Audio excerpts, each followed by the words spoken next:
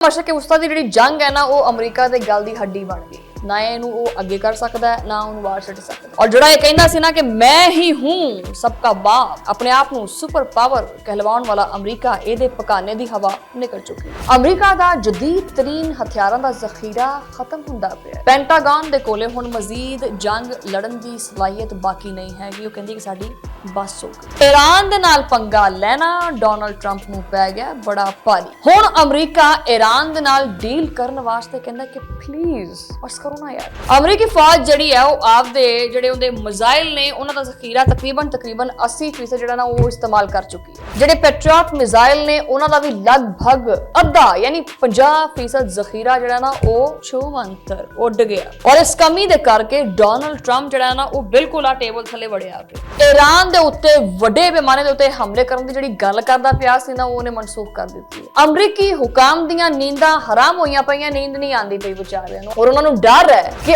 ਅਗਰ ਇਹਨਾਂ ਦਾ ਇਹ ਹਥਿਆਰਾਂ ਦਾ ਜਿਹੜਾ ਜ਼ਖੀਰਾ ਹੈ ਉਹ ਅਗਰ ਬਿਲਕੁਲ ਹੀ ਖਾਲੀ ਹੋ ਗਿਆ ਤਾਂ ਕੀ ਬਣੂ ਅਮਰੀਕਾ ਦਾ। ਅਗਰ ਚੀਨ ਜਾਂ ਰੂਸ ਦੇ ਨਾਲ ਕੋਈ ਨਵਾਂ ਝਗੜਾ ਹੋ ਗਿਆ ਤਾਂ ਕੀ ਬਣੂ ਅਮਰੀਕਾ ਦਾ। ਅਮਰੀਕਾ ਹੈਗਾ ਬਹੁਤ ਹੀ ਬੌਖਲਾਹਟ ਦਾ ਸ਼ਿਕਾਰ। ਸਦਰ ਟਰੰਪ ਹੁਣ ਆ ਕੇ ਮੀਡੀਆ ਦੇ ਅੱਗੇ ਦਿੰਦਾ ਫਿਰਦਾ ਹੈ ਆਪਣੀਆਂ ਸਫਾਈਆਂ। ਸਵਾਲ ਇਹ ਪੈਦਾ ਹੁੰਦਾ ਵੀ ਅਗਰ ਤਾਂ ਅਮਰੀਕਾ ਮਾਇਦਾ ਚਾਹੁੰਦਾ ਹੈ ਤੇ ਕਰੇ ਮਾਇਦਾ। ਨਾਲ ਹੀ ਫਿਰ ਕਹਿੰਦਾ ਕਿ ਜੀ ਆਖਰੀ ਮੌਕਾ। ਈਰਾਨ ਕਹਿੰਦਾ ਕਿ तुम्हारी ऐसी ਕੀਤਾ ਸੀ। ਇੱਕ ਪਾਸੇ ਤਾਂ ਅੱਜ ਦੀ, ਦੂਸਰੇ ਪਾਸੇ ਸੀਨਾ ਜ਼ੋਰੀ। ਇਹ ਨਹੀਂ ਚੱਲੇਗੀ।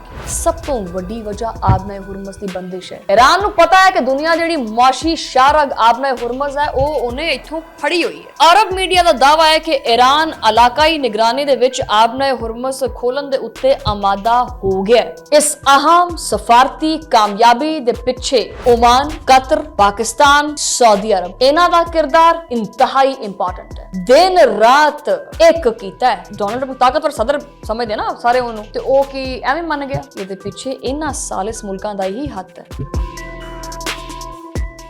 बिस्मिल्लाहिर्रहमानिर्रहीम, अस्सलाम वालेकुम। तुसी देख रहे हैं 360 डिजिटल पंजाबी और मैं हां तुहाडी मेज़बान शुमाइला नियाज़। जनाबे वाला मशरक़ वुस्ता दी जिहड़ी अग है वो ऐसी भड़कदी पई है कि ठंडी नहीं हुंदी पई। ਅੱਜ ਦਾ ਵਲੌਗ ਇਸੇ ਮੁੱਦੇ ਦੇ ਉੱਤੇ ਰੌਸ਼ਨੀ ਪਾਉਣ ਵਾਸਤੇ ਹੈ। ਸੋ ਜਨਾਬੇ ਵਾਲਾ ਕੈਮਰਾਮੈਨ ਸਾਹਿਬ ਨੀਂਦ ਆ ਰਹੀ ਹੈ? ਵਲੌਗ ਸ਼ੁਰੂ ਕਰੋ, ਤੁਹਾਡੀ ਮੈਂ ਨੀਂਦਾਂ ਉਡਾਣੀ ਹੈ। ਇਹ ਸੁਣੋ ਜ਼ਰਾ ਵਲੌਗ ਤੁਸੀਂ। ਸੋ ਜਨਾਬੇ ਵਾਲਾ ਮਸ਼ਰਕ ਉਸਤਾ ਦੀ ਜਿਹੜੀ ਜੰਗ ਹੈ ਨਾ ਉਹ ਅਮਰੀਕਾ ਦੇ ਗਲ ਦੀ ਹੱਡੀ ਬਣ ਗਈ ਹੈ। ਨਾ ਇਹਨੂੰ ਉਹ ਅੱਗੇ ਕਰ ਸਕਦਾ ਹੈ, ਨਾ ਉਹਨੂੰ ਬਾਹਰ ਛੱਡ ਸਕਦਾ ਹੈ। ਔਰ ਜਿਹੜਾ ਇਹ ਕਹਿੰਦਾ ਸੀ ਨਾ ਕਿ ਮੈਂ ਹੀ ਹੂੰ सबका बाप ਔਰ ਚੌਧਰੀ, ਆਪਣੇ ਆਪ ਨੂੰ ਸੁਪਰ ਪਾਵਰ ਕਹਿਲਵਾਉਣ ਵਾਲਾ ਅਮਰੀਕਾ ਇਹਦੇ ਪਕਾਨੇ ਦੀ ਹਵਾ ਨਿਕਲ ਚੁੱਕੀ ਹੈ। ਅਮਰੀਕਾ ਦਾ ਜਦੀਦ ਤਰੀਨ ਹਥਿਆਰਾਂ ਦਾ ਜ਼ਖੀਰਾ ਖਤਮ ਹੁੰਦਾ ਪਿਆ ਹੈ। ਪੈਂਟਾਗਨ ਦੇ ਕੋਲੇ ਹੁਣ ਮਜ਼ੀਦ ਜੰਗ ਲੜਨ ਦੀ ਸਲਾਹੀਅਤ ਬਾਕੀ ਨਹੀਂ ਹੈਗੀ। ਉਹ ਕਹਿੰਦੀ ਕਿ ਸਾਡੀ ਬਸ ਹੋ ਗਈ ਹੈ। ਈਰਾਨ ਦੇ ਨਾਲ ਪੰਗਾ ਲੈਣਾ ਡੋਨਲਡ ਟਰੰਪ ਨੂੰ ਪੈ ਗਿਆ ਬੜਾ ਭਾਰੀ। ਹੁਣ ਅਮਰੀਕਾ ਈਰਾਨ ਦੇ ਨਾਲ ਡੀਲ ਕਰਨ ਵਾਸਤੇ ਕਹਿੰਦਾ ਕਿ ਪਲੀਜ਼ ਬਸ ਕਰੋ ਨਾ ਯਾਰ। ਬੇਚੈਨ ਹੋਇਆ ਪਿਆ, ਤੜਫਦਾ ਪਿਆ। ਵੀ ਹੁਣ ਇਹ ਦੱਸੋ ਵੀ ਕੀ ਅਮਰੀਕਾ ਵਾਕਈ ਡਰ ਗਿਆ? ਕਿ ਵਾਕਈ ਅਮਰੀਕਾ ਦਾ ਜਿਹੜਾ ਬਾਰੂਦ ਹੈ ਖਤਮ ਹੋ ਗਿਆ? ਕਿ ਦੁਨੀਆ ਦੀ ਸਭ ਤੋਂ ਵੱਡੀ ਫੌਜੀ ਤਾਕਤ ਵਾਕਈ ਹੁਣ ਤਬਾਹ ਹੋਣ ਲੱਗੀ ਹੈ? ਇੱਕ CNN ਦੀ ਰਿਪੋਰਟ ਹੈ, ਉਹਨੇ ਜਿਹੜਾ ਨਾ ਉਹ ਸਮਝ ਲਓ ਕਿ ਅਮਰੀਕਾ ਦੇ ਜਿਹੜੇ ਘਰ ਦੀ ਗੱਲ ਹੈ ਨਾ ਉਹ ਬਿਲਕੁਲ ਵਿੱਚ ਚਿਰਾਏ ਚ ਲਿਆ ਕੇ ਉਹਨੇ ਕਰ ਦਿੱਤੀ ਹੈ। ਅਮਰੀਕੀ ਫੌਜ ਜਿਹੜੀ ਹੈ ਉਹ ਆਪਦੇ ਜਿਹੜੇ ਉਹਦੇ ਮਿਜ਼ਾਈਲ ਨੇ ਉਹਨਾਂ ਦਾ ਜ਼ਖੀਰਾ ਤਕਰੀਬਨ 80% ਜਿਹੜਾ ਨਾ ਉਹ ਇਸਤੇਮਾਲ ਕਰ ਚੁੱਕੀ ਹੈ। ਜਿਹੜੇ ਪੈਟਰੀਅਟ ਮਿਜ਼ਾਈਲ ਨੇ ਉਹਨਾਂ ਦਾ ਵੀ ਲਗਭਗ ਅੱਧਾ ਯਾਨੀ 50% ਜ਼ਖੀਰਾ ਜਿਹੜਾ ਨਾ ਉਹ ਛੂਮੰਤਰ ਉੱਡ ਗਿਆ। ਤਵੀਲ ਫਾਸਲੇ ਤੱਕ ਮਾਰ ਕਰਨ ਵਾਲੇ ਅਮਰੀਕੀ ਮਿਜ਼ਾਈਲ ਉਹ ਵੀ ਨਹੀਂ ਹੁਣ ਚੱਲਦੇ ਪਏ, ਨਾ ਪੈਦ ਹੋ ਚੁੱਕੇ ਨੇ। ਔਰ ਹਥਿਆਰ, ਗੋਲਾ ਬਾਰੂਦ ਇਹਦੀ ਸ਼ਦੀਦ ਤਰੀਨ ਕਮੀ ਹੁੰਦੀ ਪਈ ਹੈ। ਔਰ ਇਸ ਕਮੀ ਦੇ ਕਰਕੇ ਡੋਨਲਡ ਟਰੰਪ ਜਿਹੜਾ ਨਾ ਉਹ ਬਿਲਕੁਲ ਆ ਟੇਬਲ ਥੱਲੇ ਵੜਿਆ ਪਿਆ। ਤਾਂ ਗੱਲ ਕਰਨ ਦਾ ਮਕਸਦ ਹੈ ਕਿ ਖੌਫ ਜ਼ਦਾ ਹੋ ਗਿਆ, ਡਰ ਗਿਆ। ਈਰਾਨ ਦੇ ਉੱਤੇ ਵੱਡੇ ਪੈਮਾਨੇ ਦੇ ਉੱਤੇ ਹਮਲੇ ਕਰਨ ਦੀ ਜਿਹੜੀ ਗੱਲ ਕਰਦਾ ਪਿਆ ਸੀ ਨਾ ਉਹਨੇ ਮਨਸੂਖ ਕਰ ਦਿੱਤੀ ਹੈ। ਅਮਰੀਕੀ ਹੁਕਾਮ ਦੀਆਂ ਨੀਂਦਾਂ ਹਰਾਮ ਹੋਈਆਂ ਪਈਆਂ, ਨੀਂਦ ਨਹੀਂ ਆਉਂਦੀ ਪਈ ਵਿਚਾਰਿਆਂ ਨੂੰ। ਅੱਜ ਕੱਲ੍ਹ ਕਿਸੇ ਨੂੰ ਨੀਂਦ ਨਹੀਂ ਆ ਰਹੀ। ਔਰ ਉਹਨਾਂ ਨੂੰ ਡਰ ਹੈ ਕਿ ਅਗਰ ਇਹਨਾਂ ਦਾ ਇਹ ਹਥਿਆਰਾਂ ਦਾ ਜਿਹੜਾ ਜ਼ਖੀਰਾ ਹੈ ਉਹ ਅਗਰ ਬਿਲਕੁਲ ਹੀ ਖਾਲੀ ਹੋ ਗਿਆ ਤਾਂ ਕੀ ਬਣੂ ਅਮਰੀਕਾ ਦਾ। ਅਗਰ ਚੀਨ ਜਾਂ ਰੂਸ ਦੇ ਨਾਲ ਕੋਈ ਨਵਾਂ ਝਗੜਾ ਹੋ ਗਿਆ ਤਾਂ ਕੀ ਬਣੂ ਅਮਰੀਕਾ ਦਾ। ਪੈਂਟਾਗਨ ਔਰ ਵਾਈਟ ਹਾਊਸ ਜਿਹੜੀ ਹੈਗਾ ਨਾ ਉਹਨੇ ਆਖਿਆ ਕਿ ਜਿਹੜੀ ਇਹ CNN ਨੇ ਰਿਪੋਰਟ ਜਾਰੀ ਕੀਤੀ ਹੈ ਨਾ, ਇਹ ਹਮ ਇਸ ਰਿਪੋर्ट को नहीं मानते। ਹਕੀਕਤ ਇਹ ਹੈ ਕਿ ਤੁਸੀਂ ਕਿਸੇ ਚੀਜ਼ ਨੂੰ ਛੁਪਾ ਨਹੀਂ ਸਕਦੇ, ਨਾ ਮੁਮਕਿਨ। ਹਕੀਕਤ ਛੁਪਦੀ ਨਹੀਂ ਹੈਗੀ, ਜਿੰਨਾ ਮਰਜ਼ੀ ਲੁਕੋਵੋ। ਠੀਕ ਹੈ ਨਾ। ਇਸ਼ਕ ਤੇ ਮੁਸ਼ਕ ਇਹ ਕਦੇ ਨਹੀਂ ਲੁਕਦਾ ਹੈਗਾ ਕਿਸੇ ਤੋਂ। ਬਹਰਹਾਲ ਅਮਰੀਕਾ ਹੈਗਾ ਬਹੁਤ ਹੀ ਬੌਖਲਾਹਟ ਦਾ ਸ਼ਿਕਾਰ। ਸਦਰ ਟਰੰਪ ਹੁਣ ਆ ਕੇ ਮੀਡੀਆ ਦੇ ਅੱਗੇ ਦਿੰਦਾ ਫਿਰਦਾ ਹੈ ਆਪਣੀਆਂ ਸਫਾਈਆਂ। ट्रंप का यह कहना है कि भी डोंट यू वरी, ईरान के साथ मेरी काफ़ी अच्छी बातचीत हुई है एंड मतलब अगले 48 घंटिया के बहुत कुछ हो जाएगा। ठीक है, ट्रंप ने इतराफ किया कि पिछले दिनों के विच जो है ना मेरी काफ़ी लंबी चौड़ी गलबात हुई है ईरान के नाल और कहते हैं कि भी ये बड़ा एक पॉजिटिव जेस्चर है और गलबात अगे वधदी पई है। तो लिहाजा मतलब डुबे लुबाब ये है कि भी हुण हथ जोड़ के कहता पाया कि बस कर जा ईरान, प्लीज़ डार्लिंग बस करो यार, मुआहदा कर लो। फिर कह दिंदा है कि ईरान दे कोल आखिरी मौका है। मतलब सवाल ये पैदा होंदा भी अगर तो अमरीका मुआहदा चाहता है तो करे मुआहदा, नाल ही फिर कहता कि जी आखिरी मौका है। ईरान कहता कि तुम्हारी ऐसी की तैसी।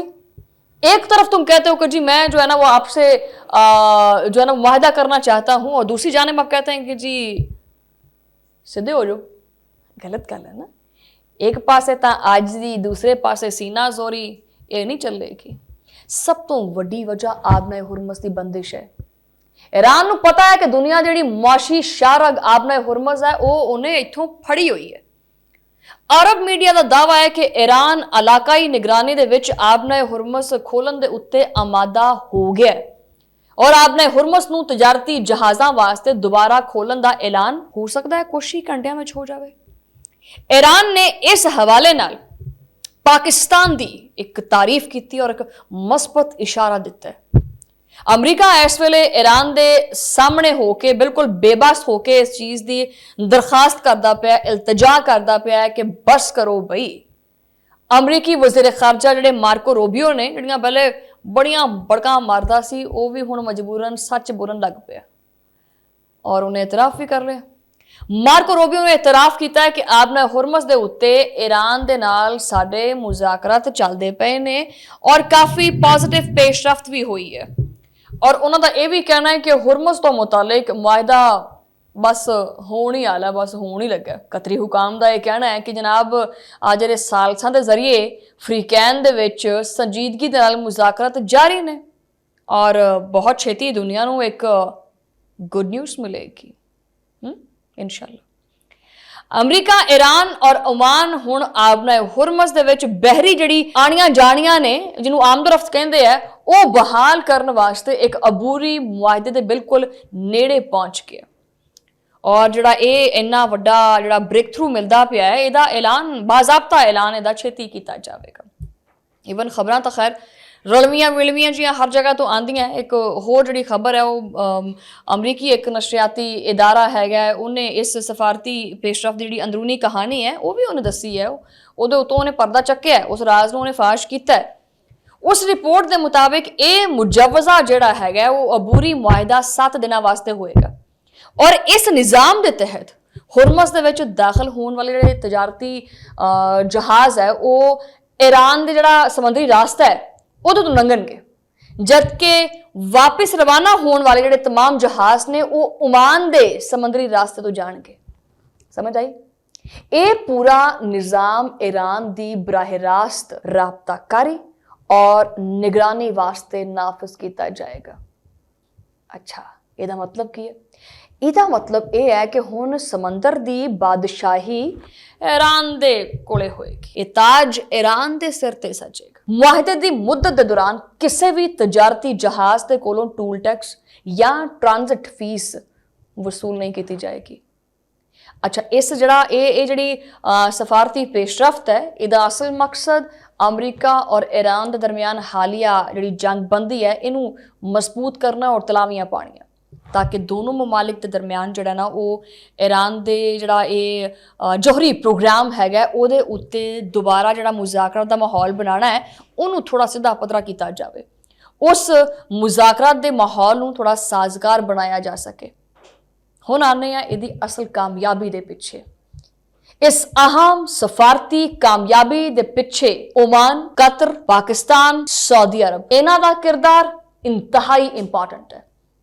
इन्हां ममालिक ने पिछले हफ्तियां दे विच सौ के नहीं देखिया, दिन रात एक कीता है। ईरानी वज़ीर खारजा अब्बास अरागची ने पिछले हफ्ते दे आखिर दे विच इस फ्रेमवर्क दी एक उसूली मंजूरी दी सी जबकि ईरान की जी आला तरीन क्यादत है उन्हें भी ये बारे च मंजूरी दी है और ये भी चीज़ काबिल गौर है कि बहुत सारे ममालिक इस चीज़ की जो गवाही देंदे पे एतराफ़ करते पे है कि जो सालिस ममालिक ने खास करके पाकिस्तान का किरदार ये बहुत उच्चा है और बहुत पॉजिटिव है।